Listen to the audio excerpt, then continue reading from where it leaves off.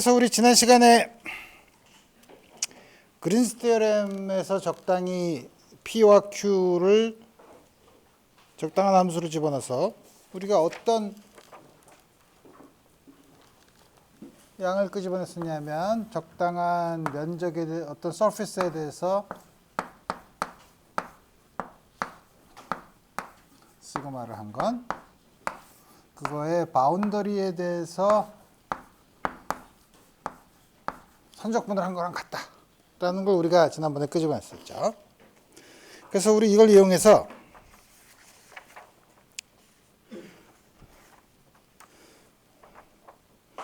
우리 아주 작은, 처음에는 아주 인피니테스말한 작은 점 P가 있으면 P를 내가 확대해서 그리면 이게 dx, x축, y축, dy. 그러면 이 면의 수직인 방향이 n을 k라고 놓으면, 그러면 요 경로에 대해서 적분을 하면 이거는 k d 시그마랑 같으니까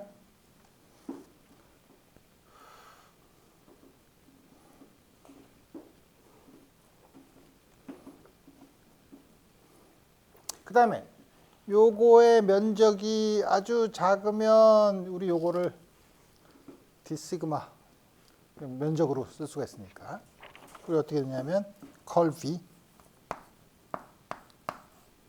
적당한 서피스에 대한 이거는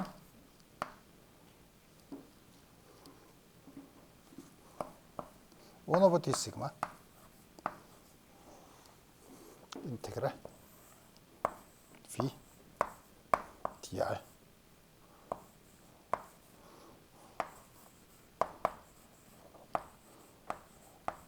0으로 갈 때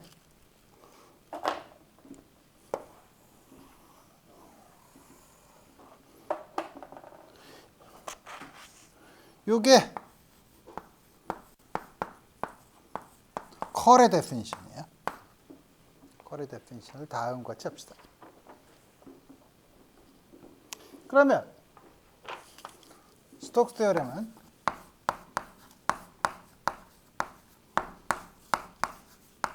저거는 아주 인피니테시멀한 직사각형에 대해서 봤지만 우리가 그게 아니라 임의의 다음과 같은 서피스가 있으면 그럼 우리가 어떻게 하냐? 잘게 나누면 되지. 잘게 나눠서 요게 그 하나의 앞에서 얘기했던 요 양이 되도록 하고 여기에는 물론 이게 이렇게 휘어 있으면 각각에 따라서 n 방향은 다르긴 하지만 n 방향이 다음과 같이 주어져 있을 테고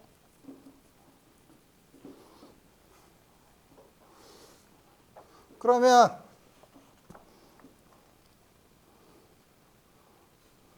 우리 요 하나에 대해서 이렇게 다음과 같이 라인 인테그럴을 하면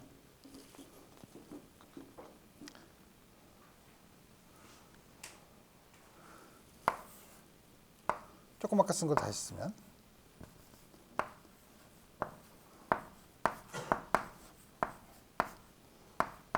조그만 거에 대해서 인피니테시멀한 거에 대해서 다음과 같은 게 성립을 하면 이 전체에 대해서는 요걸 다 모든 각각의 잘게 나눈 거를 전부 다 이렇게 모든 요 잘게 나눈 사각형에 대해서 적분을 더해주면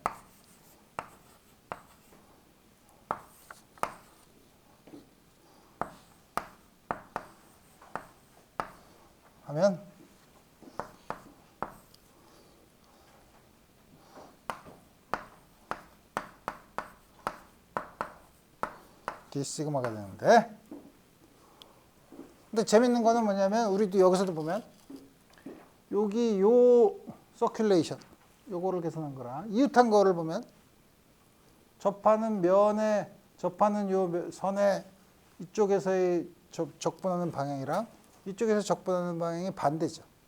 이 두 개를 더하면 요거랑 이쪽 기어랑 이쪽 기어는 서로 상쇄가 되고 요거에 대해서 적분을 한 게 되죠. 이걸 쭉 계속 연결하면 이걸 전부 다 라인 인테그랄을 하면 결국은 이 바운더리에 대한 선적분이 된다 이거예요.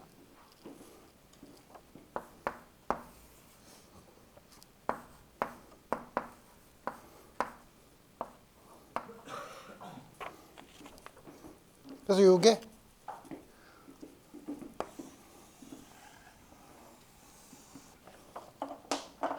스톡스 테오렘이죠.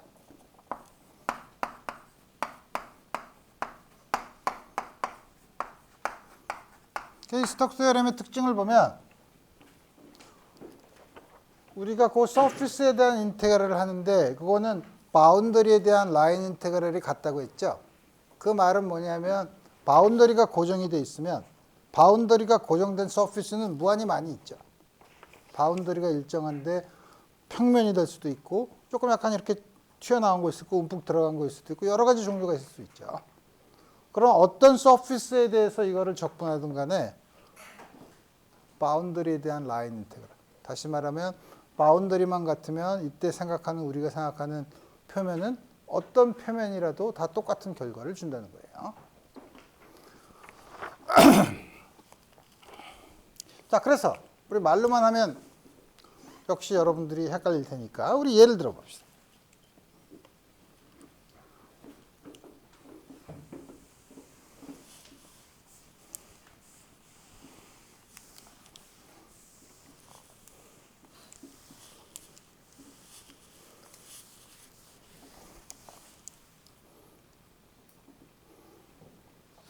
예를 들어 보면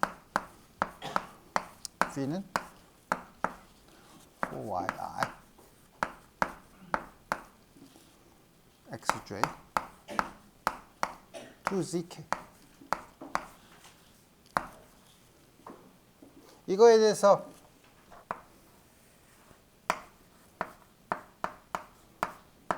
요 양을 계산하고 싶은데 우리 서피스를 줘야죠. 서피스는 어떤 거냐면 x, y, z에 있으면 잘못 그랬네.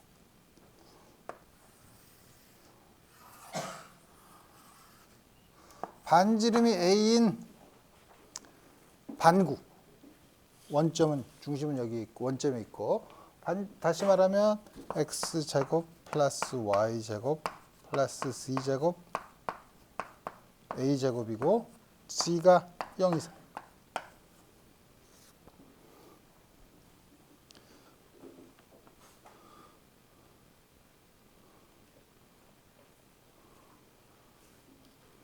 요거에 대해서 구해보자 이거죠.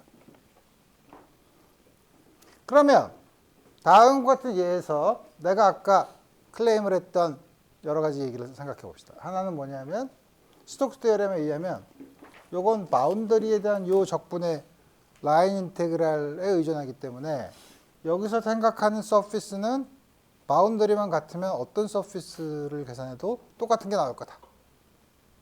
그 다음에 그 양이 요 라인 인테그랄이랑 같다. 요 세 가지를 전부 다 한번 우리 확인해 봅시다. 첫 번째, 그럼 요거에 대한 적분을 하는데 그럼 서피스는 요 지금 바운더리는 요거예요. x제곱 더하기 y제곱이 a제곱이 요 바운더리인데 하나는 요렇게 주어진 위에 있는 헤미스피어 또 하나는 요 밑에 있는 요 면에 따른 적분을 한번 해보도록 하죠. 첫 번째 여기 밑에 있는 면인 경우에는 어떻게 되나? 우선 첫 번째 이거 하기 전에 이 양을 계산해 봐야 되죠. 여러분들이 이걸 넣어서 다 계산. 내가 여기다가 다음과 같은 디터미넌트를 쓰지만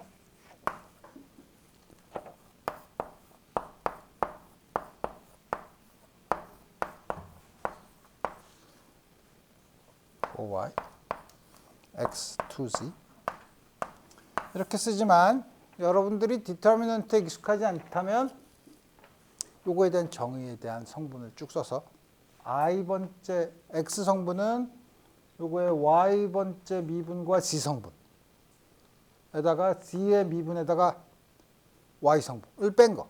우리 이걸 해서 쭉 쓰면 되죠. 근데 여러분들이 만약에 디터미넌트에 익숙하다면 뭐 어떻게 해서 계산해도 좋지만 이걸 계산하면 i번째는 이렇게 y에 대해서 미분은 0이고 이것도 0이야. 없어. j번째는 요거를 4y를 z에 대해서 미분 이것도 0이고 k 방향만 있네.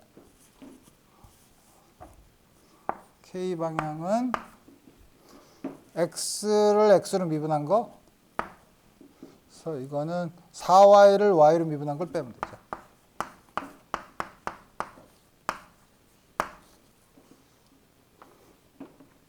그 다음에 우리가 지금 여러분들이 그러면 여기서 n은 어떻게 계산하냐? n은 어떻게 구하냐? 요 면에 대해서 z 방향이랑 마이너스 z 방향이 있죠. 그래서 우리 그 경우는 이거는 만약에 가우스 법칙 같은 걸 쓰면 요 밑에 있는 면이랑 위에 있는 면의 헤미스피어가 이런 걸로 패곡면이기 때문에 외부와 내부를 구별할 수 있기 때문에 수직인 벡터를 쓸 수 있지만 이 경우는 그게 아니죠. 요 서피스만 가지고 보는 거죠.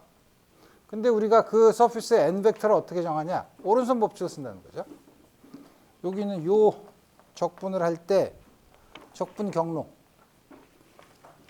경로를 이렇게 반시계 방향으로 하겠다고 하면 이 방향으로 잡았을 때 엄지손가락이 가리키는 방향.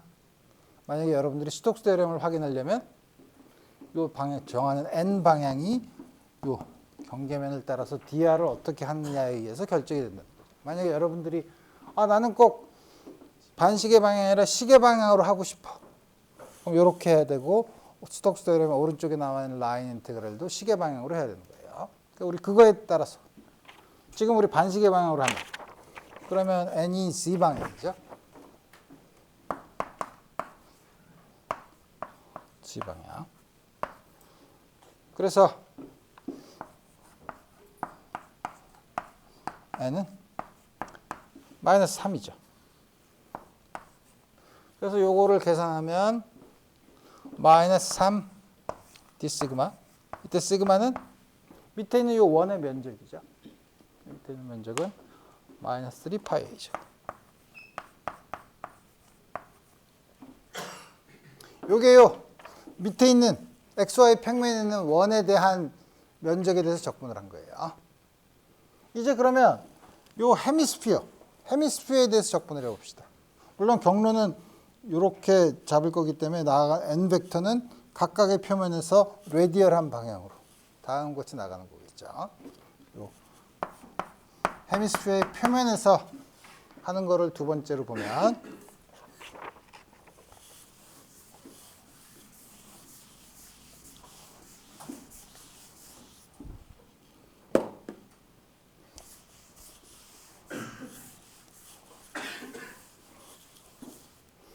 두 번째 방법은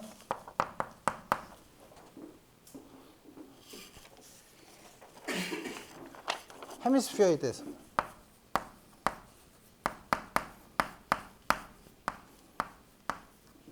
n이 r 햇 방향이죠. 그렇죠? r 방향. r 방향이라는 거는 저 반지름이 a니까 a분의 r 벡터 x, i, y, j, z, k죠. 따라서 우리 컬 V는 아까 계산했고 이게 마이너스 3K죠. 마이너스 3K니까 요거만 0이 아니죠. 마이너스 3 Z 오버 A죠.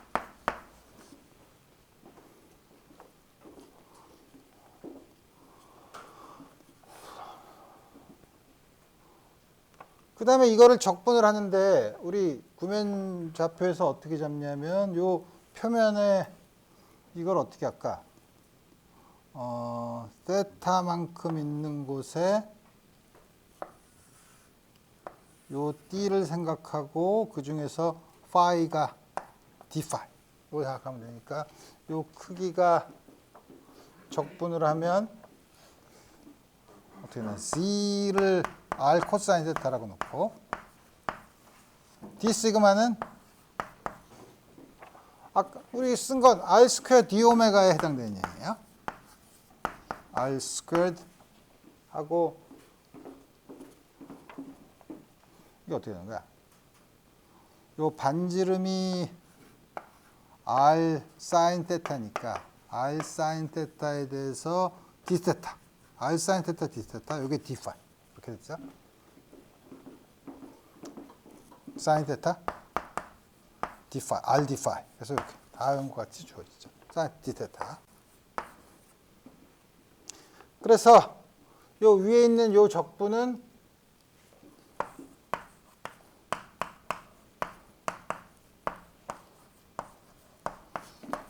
제로부터 2파이까지 파이는 세타는 제로부터 헤미스피어니까 제로부터 2분의 파이까지 그 다음에 Z를 R 코사인 테타로 놓으니까 마이너스 3 오버 A의 R 코사인 테타 근데 여기 R은 표면이니까 R이 A겠죠? R이 A 이것도 사실은 A로 써야지. A 코사인 세타. 그 다음에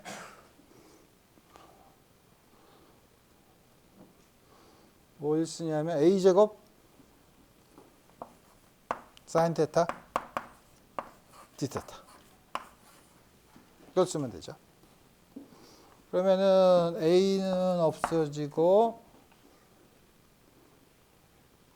세배 A제곱 그 다음에 파이의 인디펜던트니까 파이에 대한 적분이 2파이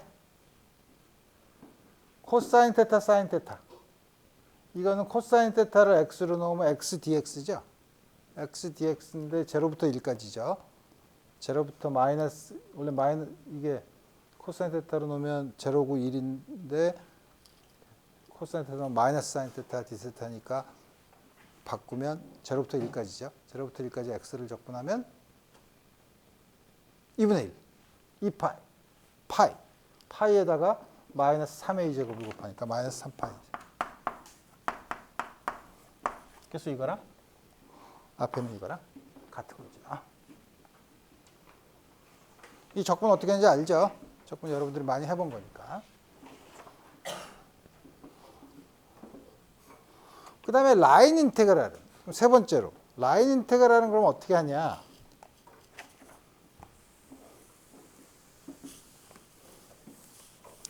스톡스 테오렘에 이게 정말 라인 인테그랄이랑 같냐? 우선 물론 서피스에 대해서 인디펜던트하다고 했지만 그냥 두 개에 대해서만 그냥 했죠. 물론 이무일 거에 대해서 다 한 건 아니지만 세 번째 라인 인테그랄은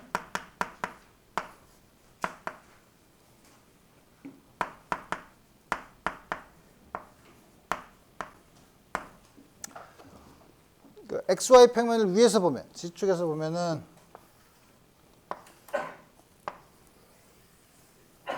A라는 곳을 다음과 같이 라인 인테그랄 하는 거죠.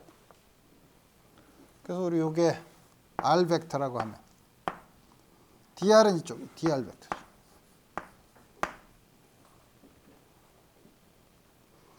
DR 벡터가 요게 X축 방향의 길이가 dx, Y축 방향의 거리가 dy라고 하면 이걸 어떻게 쓸 수 있냐 하면 dr은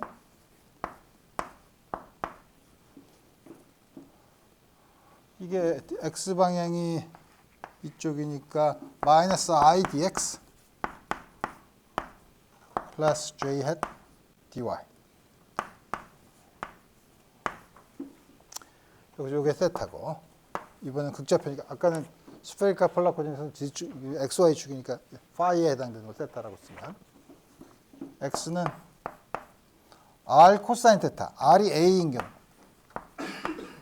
y는 a sin θ. 그럼 dx는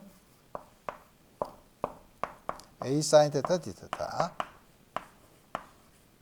절대값에 부호를 붙였으니까 마이너스 부호를 떼고 dy는 a 코사인 θ dθ. 따라서 v.dr은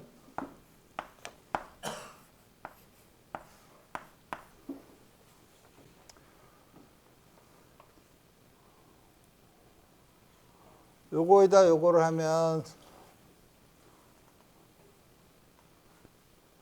어떻게 되는 거야? v 4y 4y에다가 요걸 4y인데 4y가 4a 제곱 마이너스 사인 제곱 됐다. 그 다음에 k근 x 곱하기 dy니까 a 코사인 θ에 a 플러스 a 제곱 코사인 제곱 θ dθ죠.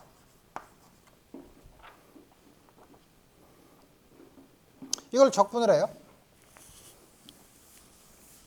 θ가 어디서부터 어디까지? 0부터 2파이까지.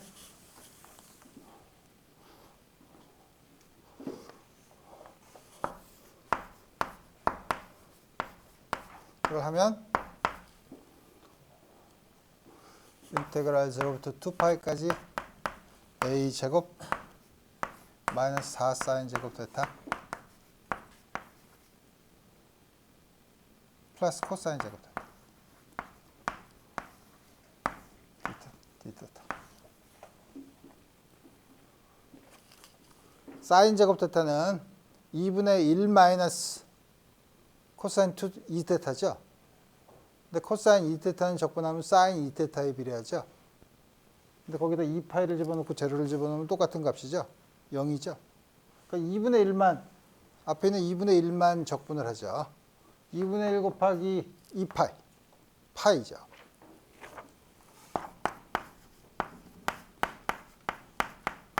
코사인 제곱 스퀘어 θ도 마찬가지예요. 2분의 1 플러스 코사인 2θ인가? 이건 내가 아까 이거 잘못 얘기했나? 이걸 전부 다 바꿔서 이거는 마이너스 4 마이너스 3 코사인 뭐 어떻게 하든 그죠? 앞에 게 요거는 이렇게 했으니까 더 이상하네. 4 아까처럼 쓰고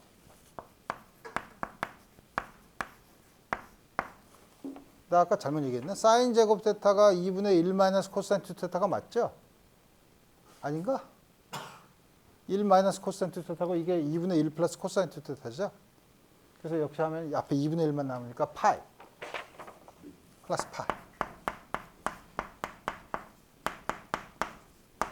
그래서 우리 전부 다 세 가지를 스톡 테오렘에 의한 결과 그다음에 바운더리만 같으면 어떤 서피스에 대한 인테그럴을 해도 똑같다는 사실을 우리가 봤죠.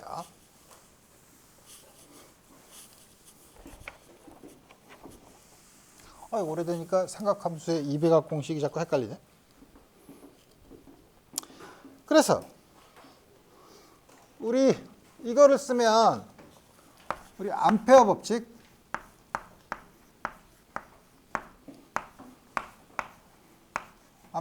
뭐였죠? 예를 들면 도선에 전류가 이렇게 흐르면 이 주위로 자기장이 생기는데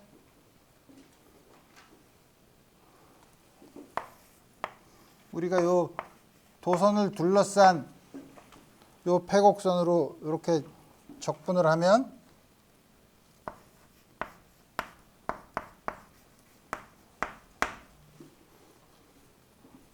이거 했었죠.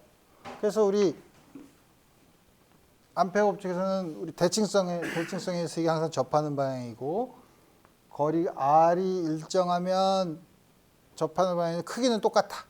대칭성을 이용해서 요거에 대한 적분은 2파이 r 곱하기 b. 방향은 접선 방향이고 이랑 같기 때문에 우리 b의 크기는 흐르는 도선의 경우 다음과 같이 여러분들이 일반 물리 시간에 구했죠.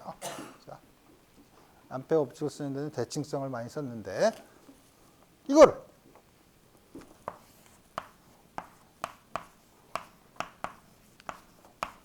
폐곡선에 대한 라인 인테그랄이죠.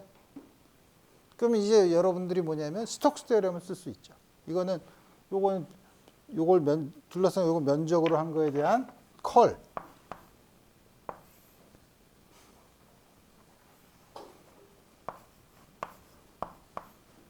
B에 대한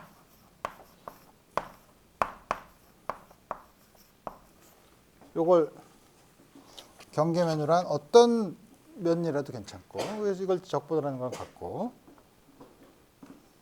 근데 이거는 오른쪽에 있는 이 식 뮤제로 I가 뭐죠? I가 전류인데 전류는 어떻게 쓸 수 있냐면 전류 밀도 J 다음 것을 쓸 수 있죠. 전류 밀도가 나가는 거에 적고 나가는 면에 대한 플럭스로 생각해서 다음 것을 쓸 수 있죠. 자, 그래서 다음 것을 쓴 다음에 우리 이게 특정한 서피스와 특정한 바운더리에 대해서만 성립하면 안에 있는 인테그란드가 같다고 얘기할 수 없지만 이거는 임의의 서피스 그 바운더리가 주어져 있는 경우 그렇으면 요건 그 같은 서피스에 대해서 임의의 서피스에 대해서 항상 다음과 같은 양이 성립하기 때문에 이게 성립하면 인테그란드가 같아야 되죠. 인테그란드가 같으면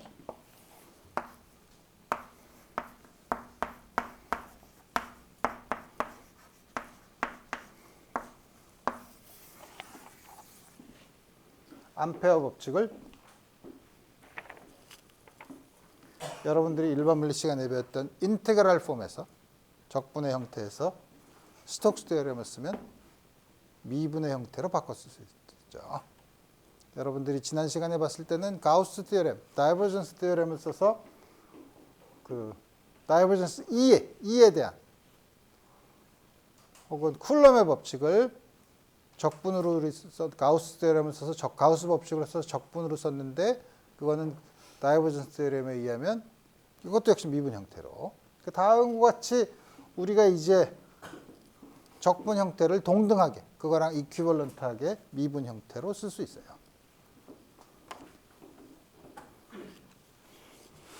자, 그 다음에 이런 거를 쓸 때 한 가지 제한이 있긴 해요. 한 가지 제한이 뭐냐면 우리가 다음과 같은 선적분이나 면적분이나 이렇게 선적분을 할 때 우리 가우스 다이버전스 테오렘도 그렇고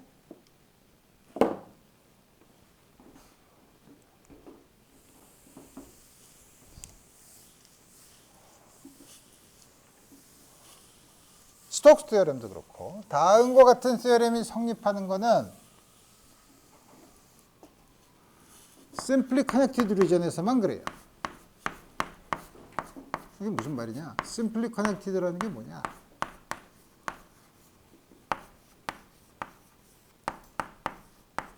심플리 커넥티드 리전이라는 건 뭐냐면 우리가 어떤 영역이 있는 닫혀진 영역이 있는데 그 안에 임의의 고리를 만들어요. 임의의 룹을 만들어요.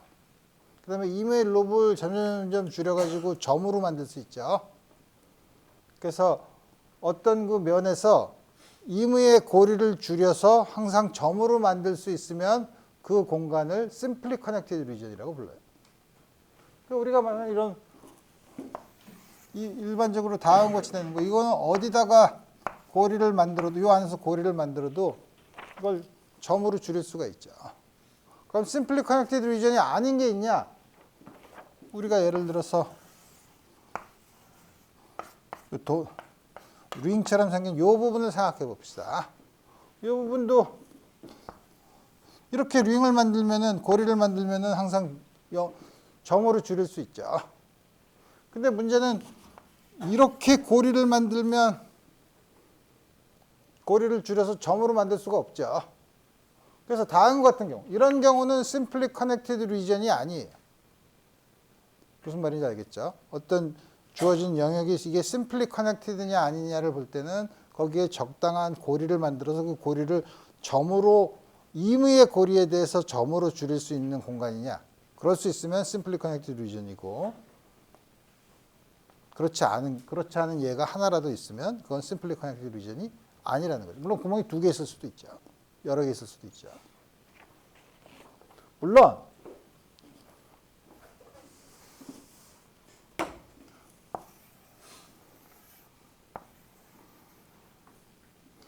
이렇게 해서 이 사이를 생각하면 이게 여기는 조그마한 것은 simply connected region이 아니죠. 근데 만약에 우리가 여기서 어떤 함수를 생각할 때 나중에 컴플렉스 베리어블을 배울 때 하지만, 그러면 이거를 여기다가 가는 관으로 뚫어.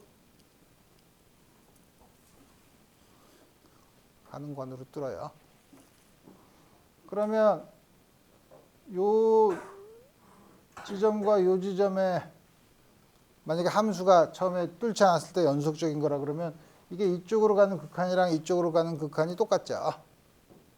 그러니까 심플리 커넥티드 리전이 아닌 경우에는 이렇게 뚫어서 심플리 커넥티드 리전을 만들 수도 있어요. 그러니까 이거는 이제 수학적인 테크닉이지만 어쨌든 다음과 같이 되는데, 지금 이런 복잡한 생각을 하지 않고 우리가 다음과 지금과 같이 스톡스 테오렘 혹은 다이버전스 테오렘은 전부 다 심플리 커넥티드 리전에서 본다라는 거죠. 그래서 우리 지난번에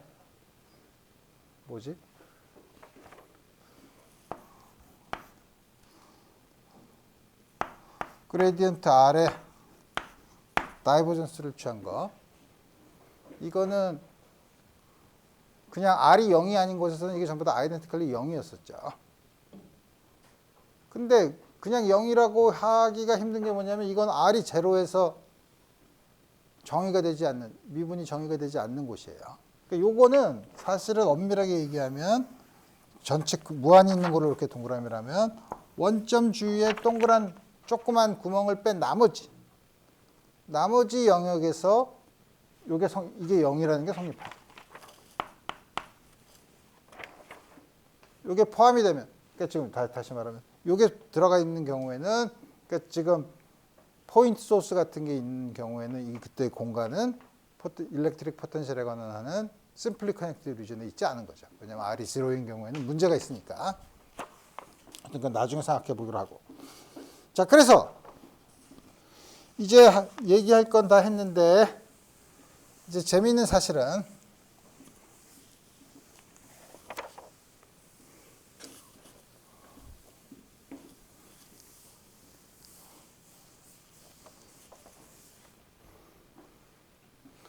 우리 컨서버티브 필드에 대해서 다시 보면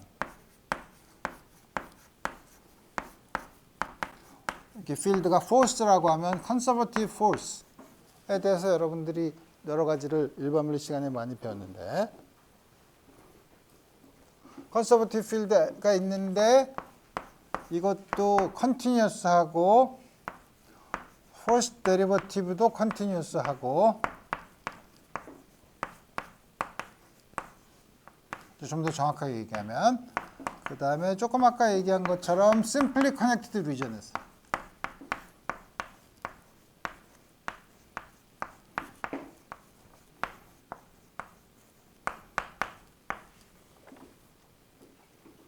이게 simply connected region에서 이게 continuous하고 first derivative도 continuous한 함수가 있다고 쳐봅시다. 이게 conservative field이려면 여러 가지 이퀴벌런트한 스테이트먼트가 있는데, 우리 지난번에 본 것처럼 컬 F가 모든 곳에서 0이에요. 그 심플리 커넥티드 리전 안에서. 그 다음에 이거를 스톡스 테오렘을 쓰면 요거에 대한 적당한 바운더리가 있는 요거의 면적에다가 적분을 하면 그게 0이죠. 이게 0이니까. 그럼 그게 라인 인테그랄로 바꿨을 수 있죠. 라인 인테그랄로 바꿨은 적당한 임의의 패곡선에 대해서 이게 항상 0이죠.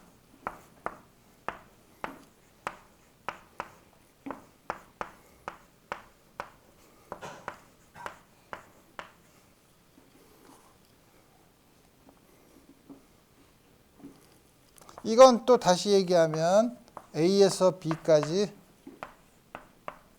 이걸 계산하면 이건 경로에 따라서 경로에 상관없다는 거죠. 이거에 대한 논의는 여러분들이 일반 물리 시간에도 많이 본 것처럼 임의의 패곡선에 대해서 적분을 한 게 0이면 A부터 B까지 갔다가 B에서 이렇게 오는 거를 이 경로를 1, 2라고 하면 합한 게 0이죠. 그러면 2의 부호를 바꿔서 이렇게 놓으면 이렇게 온 거에 부호가 반대죠. 그러니까 요거랑 요거는 같아야 되죠. 따라서 임의의 패곡선에 대해서 성립하면 A와 B를 통과하는 임의의 경로에 대해서 항상 인디펜던트하다는 거죠. 즉 다시 말하면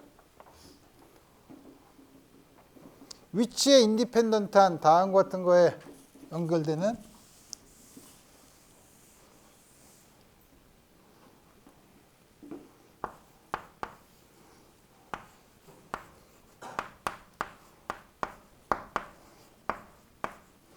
다음과 같은 싱글 디퍼런셜을 정의할 수 있다는 뜻이에요. 이걸 다시 쓰면 F는 어떤 스칼라의 그레이디언트를 표현할 수 있다는 뜻이에요. 왜냐하면 이렇게 쓰면 임의의 스칼라 W에 대해서 그레이디언트를 취한 거에 컬을 취하면 아이덴티컬리 0이죠. 다음 걸 쓸 수 있죠. 그래서 이게 무슨 말이냐면 컨서버티브 필드인 경우에는 그거를 미분했을 때 그 컨서버티브 필드를 주는 포텐셜 펑션이 존재한다는 거예요. 여러분들이 일반 물리에서 포텐셜 에너지를 계산할 경우 혹은 전자계학에서 전기장, 정전기에서 스태틱, 일렉트로스태틱스에서 정전기장이 주어져 있을 때 그 정전기장을 주는 일렉트릭 포텐셜 같은 것도 다 다른 것 같아. 일렉트릭 포텐셜로 주어지면 일렉트릭 필드는 마이너스 그레이디언트 파이로 주어질 수 있고 마이너스 그레이디언트 파이는 컬을 취하면 0이니까. 그죠? 다음 같은 물론 그런 걸 할 때는 뭐냐면 심플리 커넥티드 리전이 어떻게 되냐? 그런 포텐셜을 주는 게 예를 들면 처음에는 물론 컨티뉴어스한 전하인 경우도 있으면 점전하가 있죠. 점전하가 그런 포텐셜을 주죠. 근데 점전하가 있는 위치에서는 포텐셜이 정의되지 않죠. 그러니까 점전하는 포텐셜의 소스를 제공하지만 우리가 다음 같은 컨서버티브한 필드, 컨서버티브 다시 말해 일렉트릭 포텐셜이나 포텐셜 에너지 같은 걸 정의할 때는 그 소스를 주는 점을 제외해야죠. 그러니까 다시 말하면 공간이 이렇게 있고 점전하가 이렇게 있으면 우리가 관심 있는 거는 점전하를 제외한 그 안에는 점전하가 하나도 없는 이런 곳에서는 항상 일렉트릭 포텐셜을 정의할 수 있다는 거예요. 어느 점에서든. 그렇죠? 이때 여기서의 일렉트릭 포텐셜은 컨서버티브한 필드라는 거예요. 일렉트릭 필드는. 오케이. 그래서 이제 우리가 이런 다이버전스랑 컬을 공부했으면 이제 몇 가지 용어를 우리가 좀 도입해야 되는데 여러분들한테 나중에 공부를 할 때 도움이 되는 거는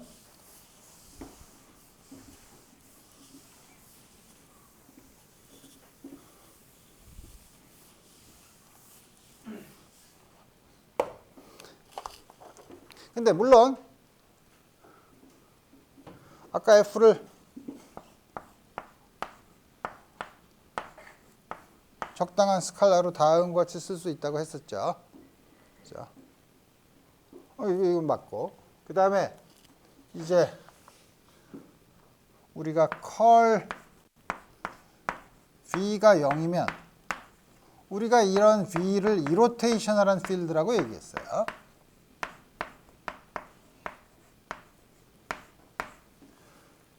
아까 컨서버티브한 필드인 경우 마찬가지로 이 경우에는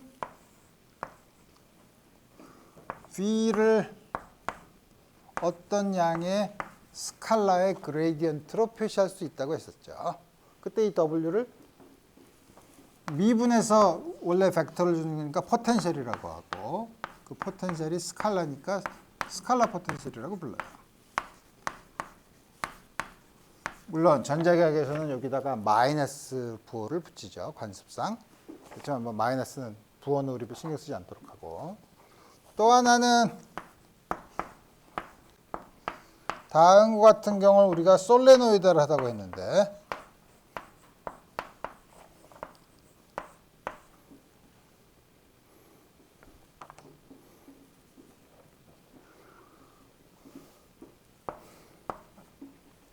이 경우는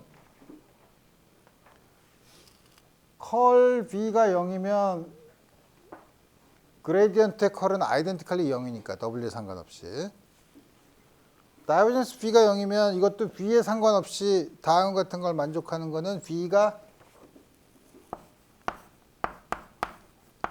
어떤 양의 컬이면 그렇죠. A가 임의의 벡터라고 해도 컬을 취한 거에 다이버전스를 취하면 0이 되는 거는 아이덴티컬리 0이죠. 그러니까 임의의 솔레노이드란 필드는 항상 어떤 벡터의 그레이디언트로 표현할 수 있어요.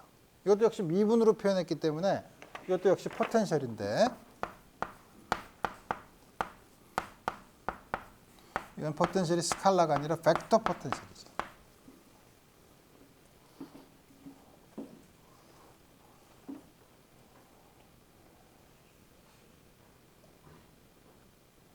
그래서 여러분들이 만약에 우리가 물리적으로 보면 우리가 잘 아는 전자계학에서 다이버전스 B, 자기장에 대해서는 다이버전스 B가 항상 0이죠. 그러니까 자기장에 대해서는 항상 거기에 해당되는 벡터 포텐셜 A를 정의할 수 있어요.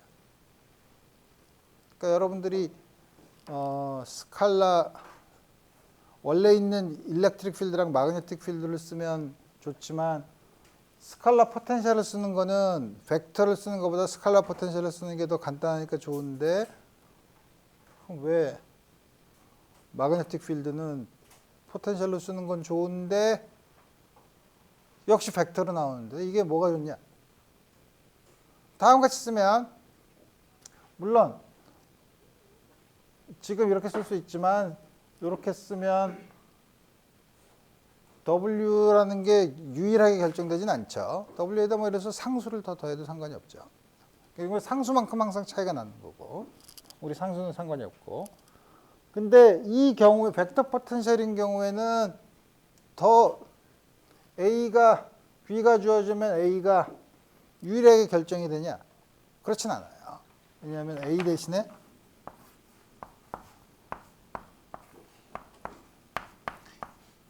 임의의 스칼라에 대한 그레이디언트를 더하면 그레이디언트의 컬은 아이덴티컬리 0이죠. 그죠? 그러니까 다음 같은 벡터 포텐셜을 정했을 때 비록 상수만큼의 차이가 있다고 하더라도 상수를 제외하고서라도 A를 유일하게 결정할 수 없어요. 그죠? 나중에 전자계에서는 이런 거를 게이지 트랜스포메이션이라고 해요. 이렇게 변해도 전기장이나 자기장, 전기장, 컬 A를 취해서 얻는 자기장은 변화가 없다. 물리적인 자기장은 벡터 포텐셜을 이렇게 변해도 변화가 없다. 이런 걸 게이지 트랜스포메이션인데 게이지 트랜스포메이션에 대해서 변하지 않는다. 인베리언트하다. 그래서 게이지 인베리언스라는 게 있어요. 그러니까 좀 앰비겨스하죠. 그러면 이 포텐셜과 스칼라 이 포텐셜을 유일하게 결정하는 방법은 소위 우리가 헬르모트 티어리라고 있는데 다이버전스 B를 정해주면 다이버전스 A를 또 결정해주면 유일하게 결정할 수는 있어요. 상수를 제외하고는. 그런 걸 우리가 물리적으로는 게이지를 선택한다고 얘기해요. 그러니까 특정한 게이지를 통해서 우리 한다고 얘기하는 거죠. 말이 너무 복잡한가? 말이 너무 복잡하면 예를 들어보면 좋죠. 그럼 이게 도대체 무슨 얘기냐?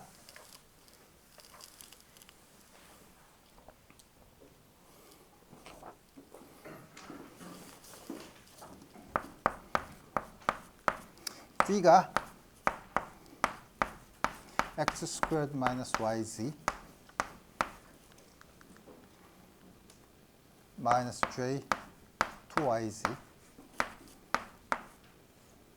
plus k z squared minus 2zx.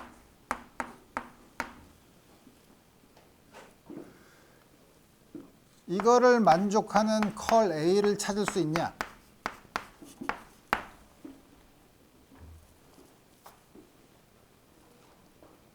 찾을 수 있냐? 라고 여러분한테 물어보면 제일 먼저 다이버전스 V가 0인지 봐야죠. 솔레노이드한지 먼저 확인을 해야죠. 첫 번째, 다이버전스 V가 0이냐? 계산해 보면 요거를 x에 대해서 미분한 거 2x죠.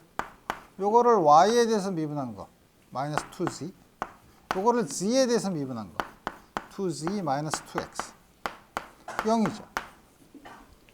그러니까 위에서 주어진 벡터 필드 V는 솔레노이드해요. 그러니까 당연히 이제는 그러면 A를 찾을 수 있죠. A가 유일하게 결정되지는 않지만 A를 찾을 수 있다 이거예요. 컬 A가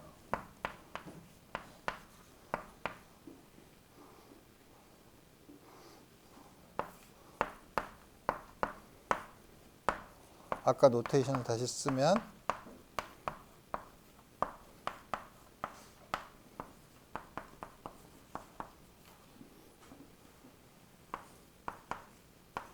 여러분들이 이 디터미넌트에 여전히 불편하게 생각하면 다 쓰면 돼.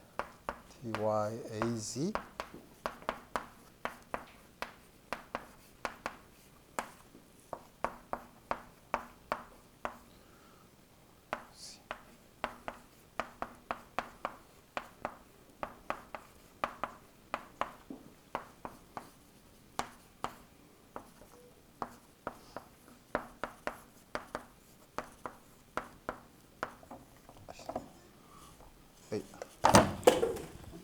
ax 이거 쓰면 되지. 이게 뭐냐면 이게 b랑 같은 거라면 그러니까 이게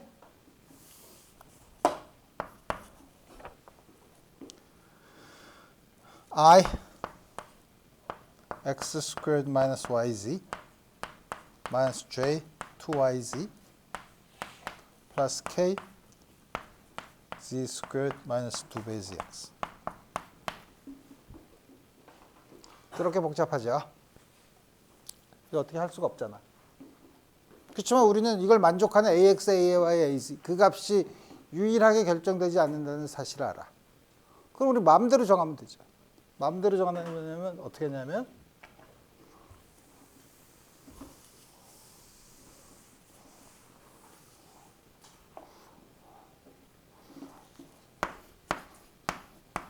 아 귀찮아. ax를 0으로 정하자.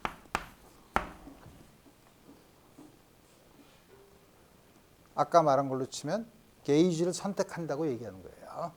AX를 0으로 쳐. AX가 0이면 이거 없죠. 그러면 없는 거를 보면 이거는 Y 컴포넌트는 J 마이너스 DAZ DX는 Y 컴포넌트가 뭐야? 마이너스 2배 Y지. K 방향 DDXAY는 Z squared 마이너스 2ZX.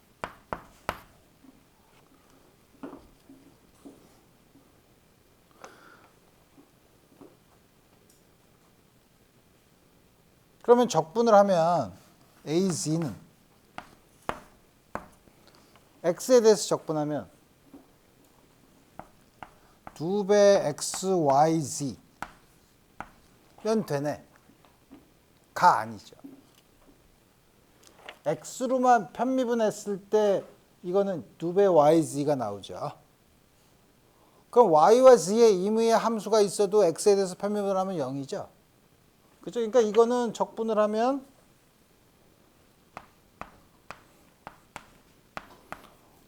x에는 의존하지 않지만 y와 z에 대한 임의의 함수가 있을 수 있다 이거예요. 그죠? 그럼 여기서는 ay는 x에 대해서 적분을 하면 xz squared 마이너스 cx 제곱이지만 여기서도 마찬가지로 x의 인디펜던트한 yz 그게 꼭 f1 다른 의미로 함수가 다르니까 다음과 같이 쓸 수 있다 이거예요. 그죠?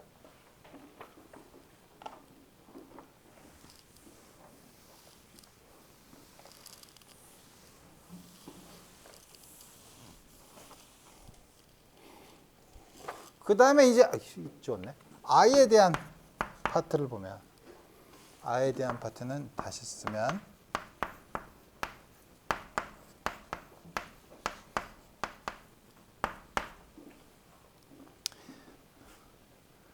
az를 y에 대해서 미분하면 2배 xz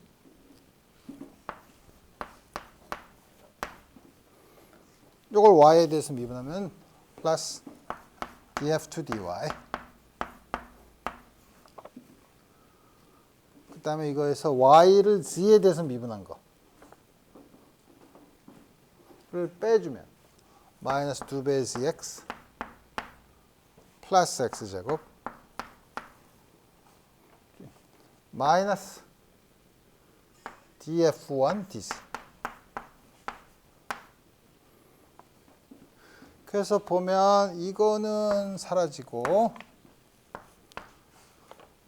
내가 뭘 빼먹었나? EX 아니네. X제곱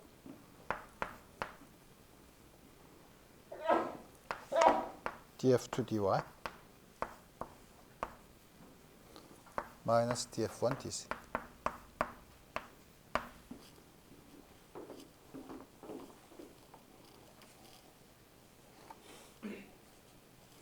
근데 이게 얼마가 돼야 돼요?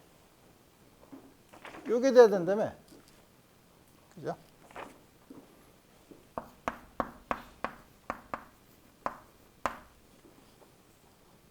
따라서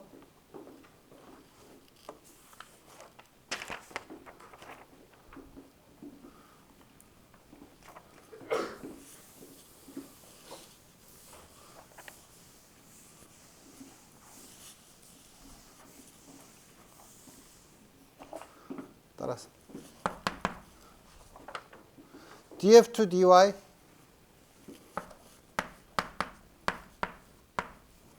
df1 dz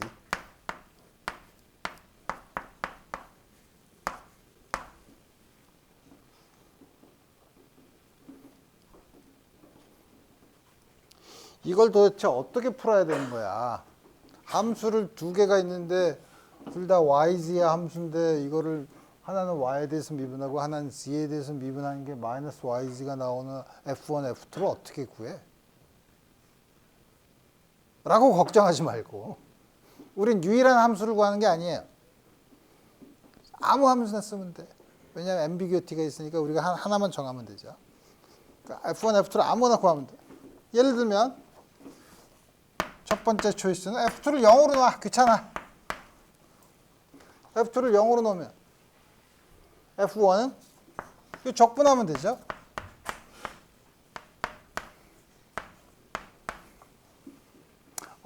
나는 f1을 제로로 하고 싶어. f2는 이걸 y에 대해서 적분하면 되니까 마이너스 2분의 1 y 스퀘어 z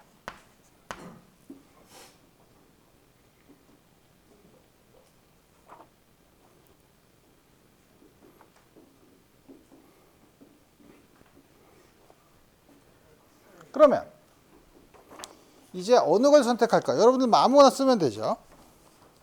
나는 그러면 A는 X 성분은 0이야. 0으로 난 선택했어. Y 성분은 AY는 AY는 아까 AY는 뭘로 선택할까? A와 F1 이걸로 선택. 귀찮으니까 우리 이걸로 선택. 그러니까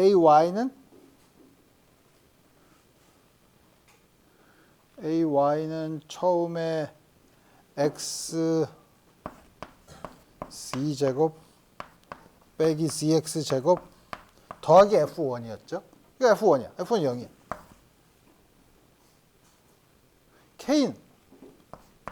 K C방향 AC는 아까 어떻게 썼냐면 2배 XYZ 더하기 F2였죠. 마이너스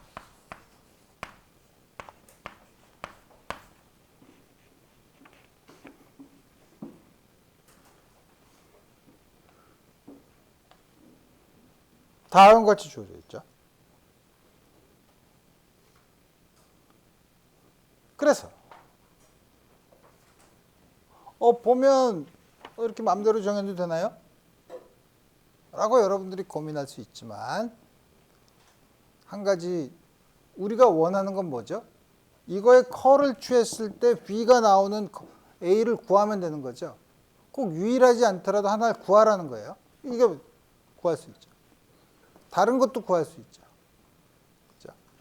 다른 거를 구하면 그 앰비규어티는 아까처럼 아까 그 불확실한 거는 우리가 지금 본 것처럼 A에다가 적당한 스칼라의 그레디언트를 취해도 컬 A가 되기 때문에 A를 결정하는 데는 어떤 스칼라 펑션의 그레디언트만큼의 앰비규어티가 있는 거예요.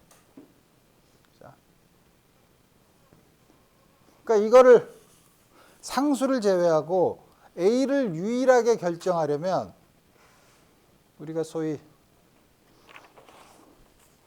A를 유일하게 미분 방정식에서 A를 유일하게 결정하려면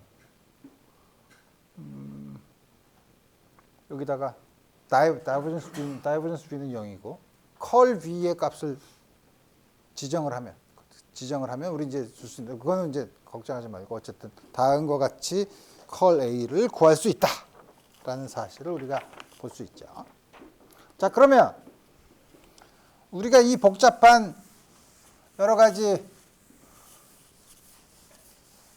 다이버전스 티어렘 그다음에 스톡스 티어렘을 써서 여러 가지 재미있는 관계들을 봤는데 우리 여러분들이 나중에 물리학 과목을 들을 때 도움이 되는 이 형태를 써서 도움이 되는 거는 우리가 조금 아까 봤지만 맥스웰 방정식을 여러분들이 1학년 때는 적분 형태로 배웠던 걸 미분 형태로 다시 한번 정리해 봅시다.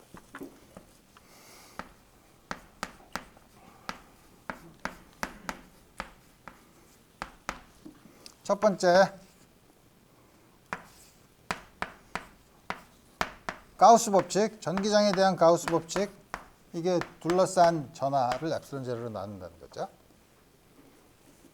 이거는 왼쪽 걸 다이버전스 티어렘을 쓰고 오른쪽에 있는 전하를 차지 디스트리뷰션으로 바꾸면 전하 밀도로 바꾸면 그 다음에 임의의 부피에 대해서 성립한다 그러면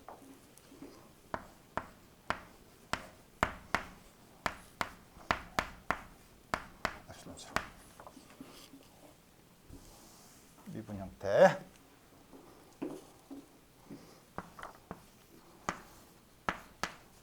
자기장에 대한 가우스 법칙도 있죠. 이건 항상 0이죠. 마그네틱 모노폴이 없다고 했으니까 0.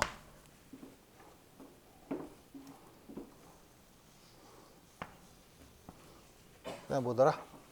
파라데이의 법칙. 파라데이의 법칙이 뭐더라?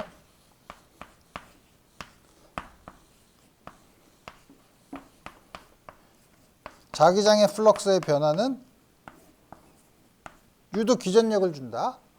유도 기전력을 그 적당한 폐곡선에 대해서 생기는 유도 전기장의 경로 적분으로 다음 것을 쓸 수 있었죠.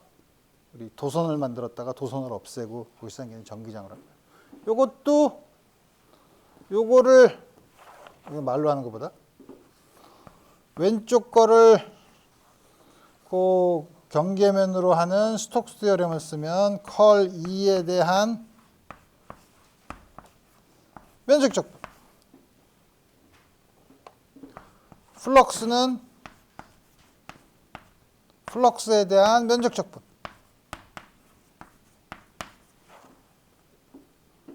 으로 되니까 컬 E는 여기 이게 토탈 데리버티브지만 이게 요 안으로 적분 안으로 들어갈 때는 D에 대한 파셜 데리버티브로.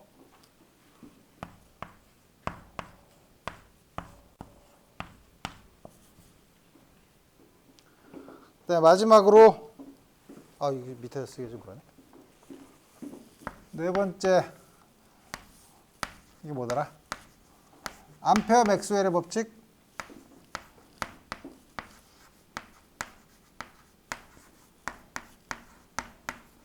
이게 맥스웰이 더 집어넣은 양이죠. 플러스 뮤제로 I. 소위 디스플레이스먼트 커런트였고.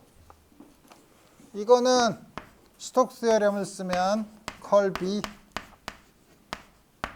면적 뮤제로 엡실론 제로. 이것도 면적이니까 플럭스니까 E에 대한 면적 적분. 뮤제로 I도 J에 대한 면적 적분으로 쓰고 임의의 서피스에 대해서 항상 성립하면 컬 B는 뮤제로 엡실론 제로 dE dt 뮤제로 J.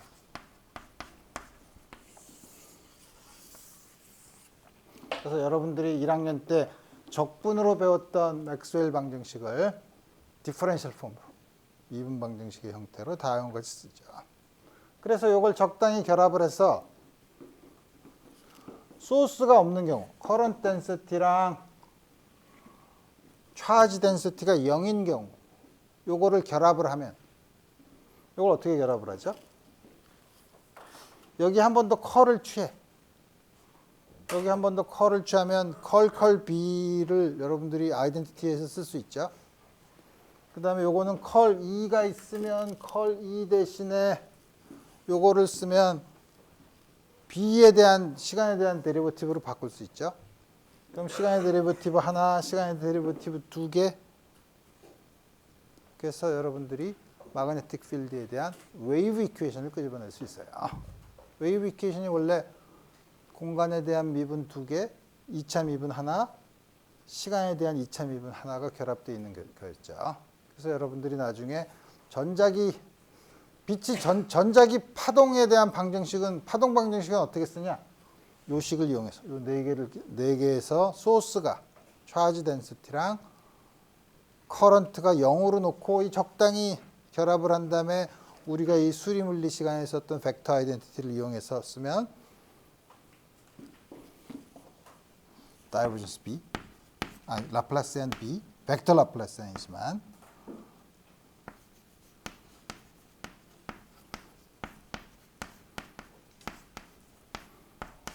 다음 같은 식을 얻을 수 있어요. 물론 여기서 하나는 라플라스, 여기다 또 컬을 취하면 또 하나는 이거에다가 그레디언트 다이버전스 B인데 다이버전스 B는 0이니까 다음 이걸 보면 벡터이긴 하지만 요 식이 이게 1/c 스퀘어고 만약 1차원이라면 여러분들이 많이 보는 웨이브 이퀘이션이죠. 다음과 같이 웨이브 이퀘이션을 끄집어낼 수 있다 이거예요. 오케이. 그래서 여기까지 해서 여러분들이 뭐냐면 전자기학에서 맥스웰 방정식을 미분 형태로 쓰는 것까지 이제 배웠어. 그 다음에 이제 여러분들이 전공 과목에서 필요한 것 중에 하나가 뭐냐면 여태까지는 우리는 카티시안 코디네이트를 가지고만 썼죠. 근데 앞으로 대칭성을 많이 보는데 대칭성을 볼 때 꼭 그게 아니라 실린드리컬 시미트리가 있거나 혹은 스페리컬 시미트리가 있는 경우. 사실 우리가 좌표축이나 좌표는 여러분들이 문제를 푸는데 가장 문제를 풀기 좋은 코디네이트 시스템을 잡으면 돼요. 어느 문제는 반드시 이 코디네이트 시스템으로 풀어야 된다라는 답은 없어. 여러분들이 원하는 어떤 좌표계를 사용해도 좋아요. 다만 어떤 시스템에서는 어떤 특정한 좌표계를 쓰면 간편하고 그냥 여러분들이 계속 카티시안 코디네이트를 고집하면 더럽게 복잡할 뿐이에요. 그러니까 우리가 굳이 인생을 사는데 간단하게 할 수도 있는데 굳이 나는 이게 좋아하고 복잡한 걸 고집하는 거는 또 어리석으니까. 그러면 우리 문제는 그러면 여태까지 여러분들이 적어도 1학년 일반 물리를 배웠을 때 문제 푸는 테크닉 중에서 하나 얻은 여러분들이 좋은 팁 중에 하나는 우리가 가지고 있는 문제가 대칭성이 있으면 그 대칭성을 가장 잘 표현하는 좌표계를 잡는 게 인생이 편하다라는 사실을 알았죠. 근데 세상에 대칭성이라는 게 어디 내가 조금 아까 얘기한 것처럼 스페리컬 시미트리나 실린드리컬 시미트리만 있냐? 그럼 다른 여러 가지가 다 있죠. 그때마다 어떻게 할 거냐? 그럼 그때마다 좌표계가 다른데 어떡하지? 그렇지만 여러분들이 두 개도 많이 썼는데 어떡하지? 좋아. 그럼 우리 가장 일반적인 좌표계를 하나 쓰자. 일반적인 좌표계에 대한 표현을 생각해 본 다음에 그 중에서 우리가 앞으로 많이 쓸 거는 카티시안 코디네이트. 우린 건 다 했고 스페리컬 폴라 코디네이트랑 실린드리컬 코디네이트이 있으니까 그걸로 특별한 경우로 생각해 봅시다.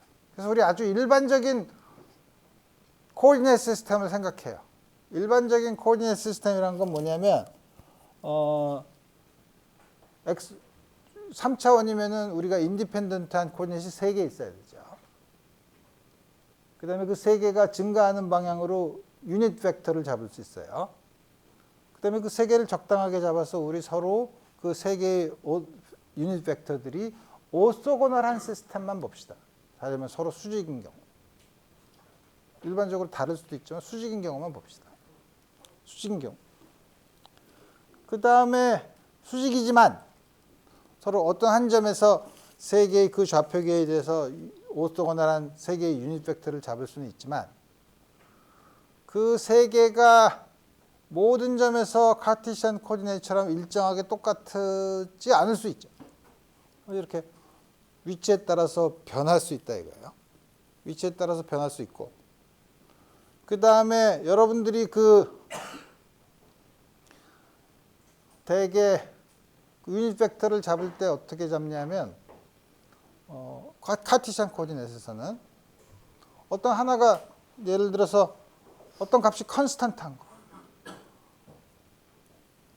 XY 평면 이렇게 잡을 수 있죠.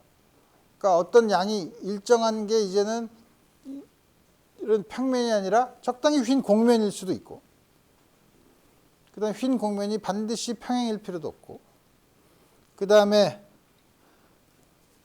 우리가 코디네이트 벡터 R 벡터를 쓸 때 R 벡터에 대한 표현이 위치에 따라서 달라질 수도 있다 이거예요.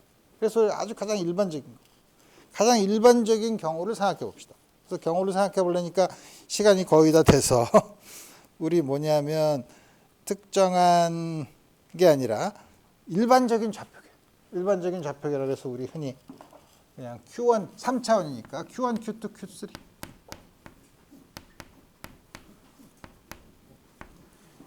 라고 쓰고 Q1, Q2, Q3가 반드시 길이의 차원을 가질 필요는 없고